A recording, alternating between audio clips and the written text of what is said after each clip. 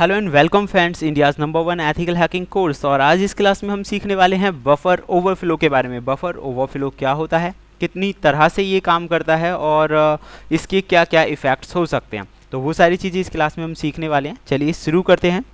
And before that you must remember all of that instructions.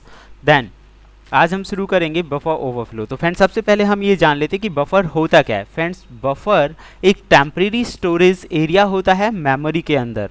Memory यानी कि RAM या रोम, उसके अंदर जो टेम्परेरी स्टोरेज है, टेम्परेरी का मतलब ये हुआ कि वो वहाँ पे परमानेंटली रहने वाला नहीं है, लेकिन जब भी आप काम कर रहे होते हैं कंप्यूटर के अंदर तो वो जो वर्क हो रहा होता है विदाउट सेविंग वो टेम्परेरी स्टोरेज में हो रहा होता है।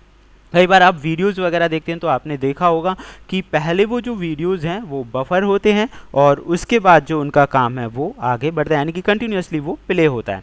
तो ओवरफ्लो क्या हुआ फ्रेंड्स? बफर ओवरफ्लो इजीली आप समझ सकते हैं, एक ट्रिक है किसी भी एप्लीकेशंस के ज़रिए जो ये की जा सकती है। यानी कि मान लीजिए मेमोरी की लिमिट है 4 MB और उसमें अगर मैं 6 MB डेटा स्टोर करने की कोशिश करूँगा तो वो नहीं होगा।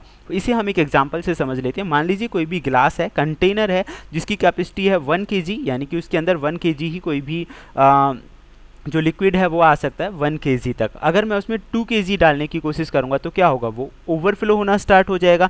ऐसे ही फ्रेंड्स जो बफर ओवरफ्लो की जो वल्नरेबिलिटी है इसे मदर ऑफ और वल्नरेबिलिटीज़ भी कहा जाता है, क्योंकि ये मेन मेमोरी के अंदर होता है और कोई भी ऐसा प्रोग्राम जनरेट करने में अगर कोई भी हैकर या अटैकर सक्सेसफुल हो जाए कि उसकी जो मेमोरी है, उसका जो बफर है उससे ओवरफ्लो कर दे तो उस सिचुएशन में काफ़ी ज़्यादा नुकसान हो सकता है। ऐसा करके कोई भी जो अटैकर या हैकर है वो डेटा को करप्ट कर सकता है end user name, ID, password, sensitive information, उन सारी चीज़ों को चुरा सकता है। बहुत सारा नुकसान किया जा सकता है। तो फ्रेंड्स इसे हम ये जानते हैं कितनी तरह का होता है, बाद में इसके बचने के उपायों के बारे में भी बात करेंगे। तो फ्रेंड्स बफर ओवरफ्लो का पहला जो अलग अलग तरह के होते हैं जिनमें एक आता है stack buffer overflow. Friends stack क्या होता है? स्टैक स्टैटिक मेमोरी के अंदर होता है, यानी कि रैम जो है उसका जो स्टैटिक मेमोरी एलोकेशन है वो स्टैक के नाम से जाना जाता है, एक पार्ट होता है मेमोरी का। स्टैटिक मेमोरी यानी कि ये फिक्स होता है। और ये कब होगा फ्रेंड्स? मान लीजिए इसकी कैपेसिटी मेमोरी के अंदर 4 MB की है और ये हो गई फिक्स। अगर उसमें 5 MB का कोई भी वर्क किया जाए तो उस सिचुएशन में वो ओवरफ्लो हो जाएगा। दैट इज़ कॉल्ड, यानी कि जो स्टैटिक मेमोरी है उसकी लिमिट से ज़्यादा वर्क कर दिया जाए तो वो हो जाएगा ओवरफ्लो। तो इसी एक प्रोग्राम से आप यहाँ समझ सकते हैं। मैंने यहाँ पे एक प्रोग्राम किया हुआ है जिसमें लिमिट दी हुई है 12 करेक्टर्स की।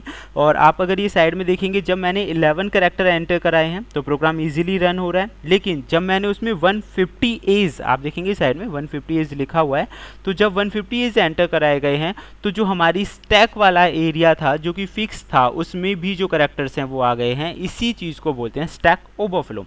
Next one is the heap buffer overflow. Friends heap क्या होता है? ढेर होता है, मतलब जहाँ पे बहुत ज़्यादा मेमोरी बाइट्स रखी हुई हैं, दैट इज़ कॉल्ड हीप। जो मेन डिफरेंस है स्टैटिक और हीप बफर ओवरफ्लो में वो ये है कि स्टैटिक तो स्टैटिक मेमोरी के अंदर होता है और जो हीप होता है वो डायनेमिक मेमोरी एलोकेशंस के अंदर होता है। दोनों के दोनों रैम के अंदर ही स्टोर्ड होते हैं, लेकिन दोनों का जो वर्किंग है वो थोड़ा सा बदल जाता है। एक स्टैटिक में होता है, एक डायनेमिक में होता है। आप समझ गए होंगे कि बफर ओवरफ्लो क्या है और किस तरह से ये काम करता है। प्रैक्टिकली नेक्स्ट क्लास में जानने वाले हैं। Thank you friends, good bye.